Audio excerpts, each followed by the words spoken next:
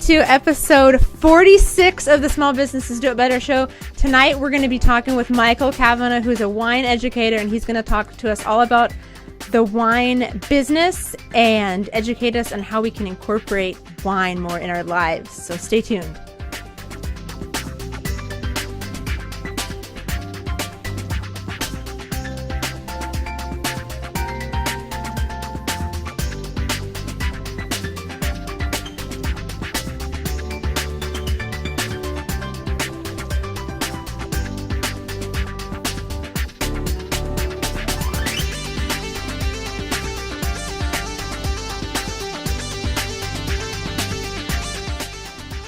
Hi, I'm Carissa Dunphy, host of the Small Businesses Do It Better show. This is episode 46. We're almost to a full year of shows, which is super exciting. Tonight we're going to be talking to Michael Cavanagh, and we're going to be featuring the Vinamore wine aerator. So stay tuned for that in just a minute. First, I want to tell you about our sponsor, which is Ovali.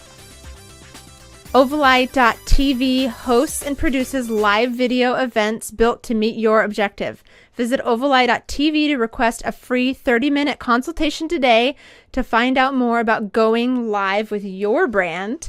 And you could tell them that Carissa sent you too. So we have a guest tonight. There's a little magic right there. This is Jennifer Donogh of Young Female Entrepreneurs. Hello, everyone. So I'm invading Carissa's space right now because we have an exciting announcement. Young Female Entrepreneurs is a live show that happens every Thursday night at 6 p.m. Pacific, 9 Eastern, the same kind of format. And we really focus on young women in their 20s and 30s. And you can be older and you can be a dude if you want to watch. Yes, definitely. Last week we brought on Mike Michalowicz of The Pumpkin Plan. And this Thursday we're announcing who our guest is right now. Did you want to say it? We need an audio clip there. I know, we're so missing. We've needed a drum roll like 3 times so far this year. We need to do that, especially soon. Okay, so the first portion of the news is that I'll be hosting Young Female Entrepreneurs on Thursday. And the reason why is because I'm sort of a Shark Tank geek, as everybody knows. Mm-hmm. And the guest on the Young Female Entrepreneurs this Thursday at 6 o'clock Pacific is Erica and Keely of Wild Squirrel Nut Butter. Yay! You have to say that one carefully. Yeah, they're 2 young female entrepreneurs that were featured on Friday night's show as the flashback entrepreneur success story. So anyway, we're really excited to have Carissa on the live show. It's going to be awesome. The 2 female entrepreneurs are awesome. So thank you for being on our show. Yay! It's exciting. I have to go. It's like going down the stairs thing behind the couch. I should do that too. So that's super exciting. So tune in on Thursday at 6 Pacific, 9 Eastern, youngfemaleentrepreneurs.com, and we'll have all the links and everything up so you guys can find that easy. So I'll be hosting, and we'll be talking with Erica and Keely of Wild Squirrel Nut Butter. And I think you can locate their nut butter on their website and go get some. My favorite is the vanilla espresso almond butter. So delicious. Okay, so there's a link right there. So we'll see you guys on Thursday. So I'll be on the air twice live this week. That's crazy. Right now I'm on the chat. I have it pulled up on the website. So if you have any questions for myself or for Michael, who will join us in just a minute, please let me know in the chat. It's not letting me type right now, so just go ahead and talk and I'll read it in there.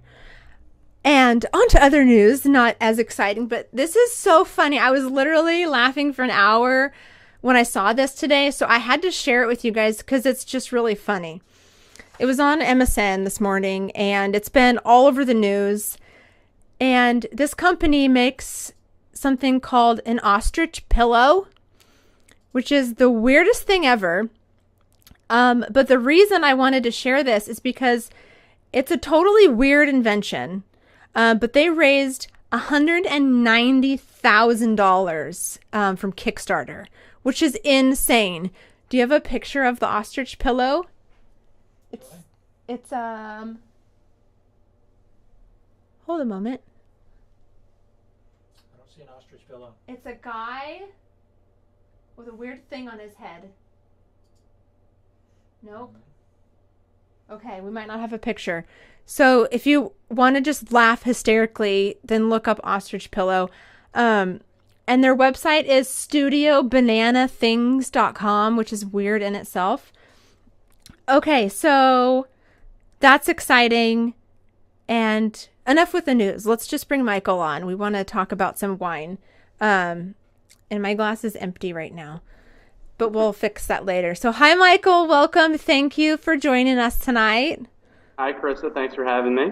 Okay, so why don't you start off by telling us a little bit about yourself and how things kind of came to be on what you're doing and exactly what you are doing for your business. Sure. So my business is, I have a few different ones, but the one I'm really focused on right now is the wine education, tasting, and events business. I first became involved in wine when working in restaurants. Eventually got up to a fine dining establishment where my income was really reflected on how much wine I could sell. So I really wanted to learn about it in order to sell it. And that kind of began a love affair with wine that led to a job at Bordy Vineyards here in Maryland, the oldest winery and vineyards in the state. And then my wife and I decided that we'd leave both of our jobs and travel across the country, learning as much about American wine as we could. And that trip lasted 7 months before we headed over to Europe for 7 weeks. And then we came back, and I started writing about wine during my travels, and I was able to make a nice little career out of that as well. So in addition to the wine education, tasting, and events, I also do a fair bit of wine writing as well. That's incredible. You just packed up your things, moved, and started a whole new... That's crazy. That would be fun. I would love to do that. I imagine it was scary at the same time. Yeah, it was terrifying and exciting all at the same time. But we had such a blast. We learned so much about wine, met some amazing people. And, I thank my wife every day for making that decision for us. Awesome. Well, I've been chatting with your wife, Katie, so we'll say thank you to Katie for doing that, because this is going to be an awesome show. I'm really excited to get into this wine stuff. If you guys don't know, we live at the Oval Eye Studio. We live right outside of Woodinville, Washington, which is, Mike would probably know better than I, probably it's definitely number 1 or number 2 in the state for where wine is, like all the wineries are. But it's probably like in the top 10 at least of the country.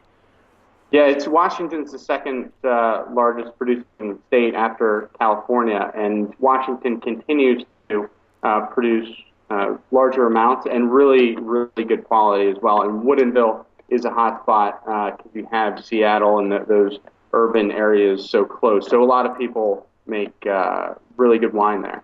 Yes, very good. We have a very dense population with Microsoft and Costco and everything. We're all in the... Anyways, okay, so tell us about the wine industry a little bit, because we talked earlier, and the wine industry and as a whole has changed incredibly over the last probably decade or so. So tell us how it's evolved and kind of where it's going and why it's so important. Sure. Well, a lot of people say we're in a golden age of wine, and that means that never before have we been able to get such good wine from such a variety of places. And it really is true. In the last decade, importing more from different countries as well as the United States, really learning about viticulture and enology, some really good programs. UC Davis, University of California at Davis has a really good program. Fresno, more and more viticulture and enology programs are starting to develop. And with that knowledge comes better technology, and the internet lets us share ideas and trends, and travel is so much easier these days as well. So all of that really adds up to a dynamic wine industry, and it really is changing a lot, and the quality has been fantastic. So before, you really had to be, go and be really careful in the retail shops. But now, for the most part, you're going to get a quality bottle of wine. You might not like how it tastes, and that's all subjective. But for the most part, when you go into a wine shop, you're going to get a quality made bottle of wine. And there's, I don't know about everybody else in the country, but here at least, there are wine shops literally popping up everywhere. And it seems though the wine sections in just regular stores are growing larger also. Like I know World Market and grocery stores, the wine section is just growing because there's so much on the market now, and there's so many more, it's so much more accessible to get because of the growing market. No, there is. And one of the things that I personally want to ask you, and I know some of the viewers here want to, really quick, Tales of the Cork on the live chat wants to know if you have a favorite winery. That's a very tricky question. It's like asking, a parent, which is her favorite child. I love discovering new wineries. I think that's the joy in it for me, is when I can find new wineries that I really love. And so the list is so long, and it'd be hard to pick one. In Washington, I would have to say that Gramercy Cellars in Walla Walla is right up there. They make some fantastic wines, especially a Syrah. So if I was on the spot, and I would defer to a Washington State winery, since that's where you guys are, I would go with Gramercy. That's a good pick. In case anyone is interested, if I had to choose a wine in Washington, I would choose Quilceda Creek for my favorite. I don't know if you've had that, Michael. Have you had that wine? Not yet. I'll have to put it on the list. Oh, it was super good. I don't know if Kaylee of Italianissimo is on the chat right now. Her family owns Italianissimo Ristorante. It's in Woodinville. It's an amazing Italian restaurant. They have some really old wines there, and I had the privilege of having a flight of Quilceda Creek. This is probably like almost 10 years ago now, but it was old at that point, so now it would have been really old, but amazing. Yeah, that's always fun to do a flight as well. So put that on your list for next time you come up here. I think you can only get it by being on their list or going in their club or whatever you call it, but Sure. Amazing. Okay, so anyways, the question that I thought of for myself that I know a lot of people want to know just for general business purposes is, you write, you pitch your stories to magazines. You've been featured in a lot of magazines, Wine Enthusiast, all the big wine websites and everything. So you pitch all these stories and you review things. So what would your advice be to someone who's trying to pitch something to a media outlet of some sort? I think it's really important to focus on trends and put it in a lens of newsworthy items. Of course, you want an interesting, compelling story, that hook that's going to catch the reader's attention and really the editor's attention to take on the story. But it has to fit into a larger picture, some sort of trend that's becoming new, or even something that has faded away, and your business is the one that's staying true to traditions or those trends that may have fallen out of favor. But why do you still do it? Why does that make it cool? I think that people can focus on that. Editors really love a concise, newsworthy story that has something to do with current trends and happenings. Good tip, and that's really important. So one of the coolest things ever that you do is you educate people at private, I guess, wine pairing, food, all sorts of matches, events that are private, so that you can go to your home or wherever to do this for you. Or if you want to have a business thing at a private, maybe not the office, but so tell us about these private wine events and the themes that you have and how it can bring people together. I guess you could do it as like a team building workshop. Yeah, that's a very popular one for businesses to, it's a new, different kind of event. But also just for, people that want to do something different, having a dinner party or something, inviting some friends to enjoy wine. And part of the problem, as you said, the wine section in stores are growing by leaps and bounds all the time, and that can be somewhat daunting to a lot of consumers that really just want to figure out. I just want a good bottle of wine, and these are my tastes. So that's kind of what I take the education side on, to really just introduce people to new wines that they may have otherwise saw on the shelf and just said, that's in German, or this is in a different language, very hard to understand. They don't put the varietal on the label, so I don't know exactly what I'm drinking. So that helps. That's what I try to do when I educate at these tastings. But for the most part, I mean, it's a wine tasting, so it's a lot of fun to bring people together, to have a few glasses that you may not have had before, or you can do theme style, as you said, Carissa.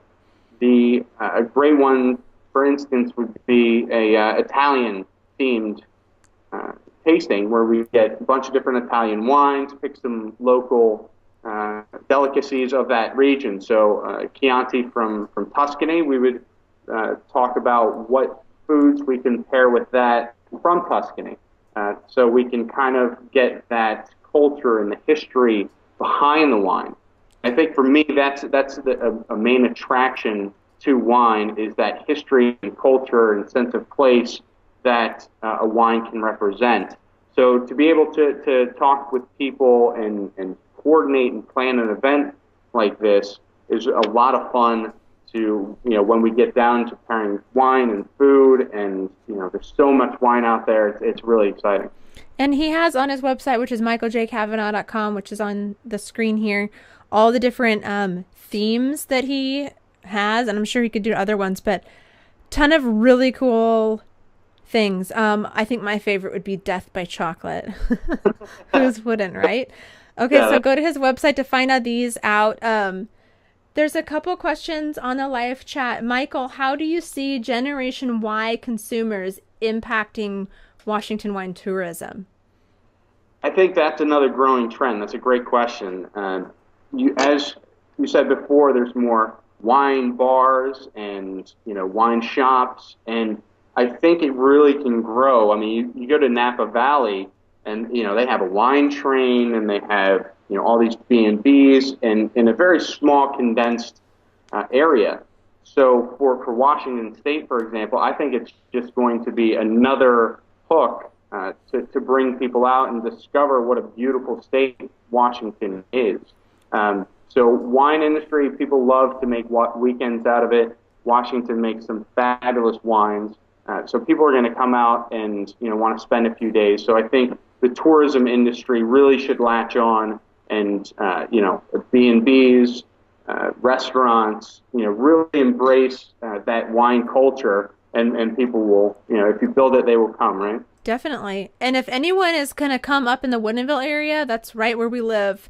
Let me know, and I'd be glad to meet with you. If you come up, I think it's in like April, which is the big Woodinville wine event. It's in a whole weekend long, and if you go into Woodinville at that time, it's wall-to-wall limos and wine tour buses, and it is absolutely nuts. So maybe not the best time to come, but if you want to do the whole experience, that's a good time. And I think a good website is Woodinville Wine Country. Has a great website with all of these wine events, so check that out if you're going to come up to this area. I'm just reading some of the things in here. Everybody is commenting on what they love to pair things with, so it's really cool. Michael will jump in the chat as soon as we're done here. The last thing I want to ask you about is you really do give back. Tell us about Wine for Dogs. So my wife and I have a big soft spot for dogs. We have one, our 4-year-old Shay, and we paired with the local shelter here in Baltimore. It's called BARCS, Baltimore Animal Care and Rescue Shelter, and we went on a tour of the facility. And really, the work that they're doing is amazing. They're really Baltimore. There's a lot of dogs that are given up or just found on the street, and Barks, by law, cannot turn them away. They're the only shelter in Baltimore City that cannot turn any animals away. So they have this huge task of housing all these animals, walking, feeding, and it really takes a lot of coordination. So we've decided to give 10% of any wine tasting is going to go directly to Barks to help them do the job of taking care of Baltimore's animals that are neglected or abandoned.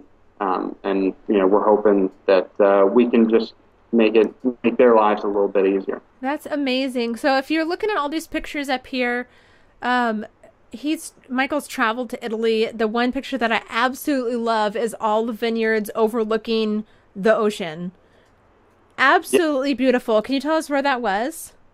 So that was in the Cinque Terre, which is a very popular destination on the Ligurian Sea off the coast in northwest Italy, just about maybe an hour or two south of Turin.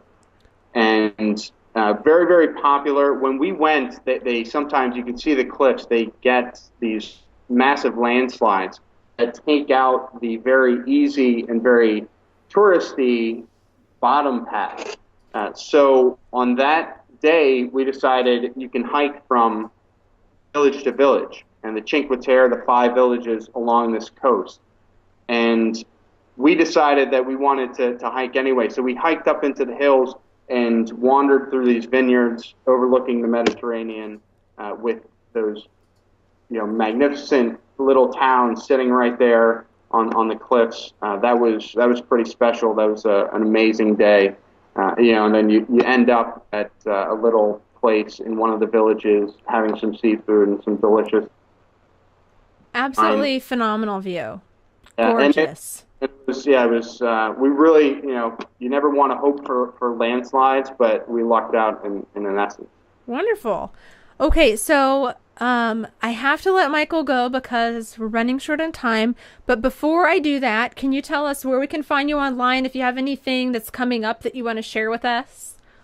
Sure. So my wife and I just recently started an importing business, and we're going to South Africa next month to check out some wines and probably bring back about 6 or so. So that'll be kind of the next branch of this business that we're doing. And then, of course, we have some wine events coming up, and you can check out the website and contact me to plan one. And, of course, always looking for new and exciting stories in the world of wine, food, and travel. Amazing. So if anybody is watching, or if you're watching it after the fact and you have an amazing wine story, contact Michael, michaeljcavanagh.com, because he's the writer. We know. I'm not a writer. Okay, so thank you, Michael, so much for joining us. I appreciate all this information. It kind of puts a whole new light on everything and how big wine is and how you can incorporate it in so many things. Yeah, definitely. And it's a great tool for networking, and business owners can really harness onto that and make some new connections too. Awesome. Well, thanks so much for joining us. Michael's going to jump into the chat right now. So for those of you who are in there, if you have any more questions or you want to connect, then he'll jump in there in just a second. One thing I want to tell you about really quick before we show this week's product is we are teaming up with Easy Promo's app, which is a Facebook app, which is awesome to use. And they are hosting this contest for me, which is a contest to win your product. Like, I'm going to show you this product to be featured on an episode in February on this show.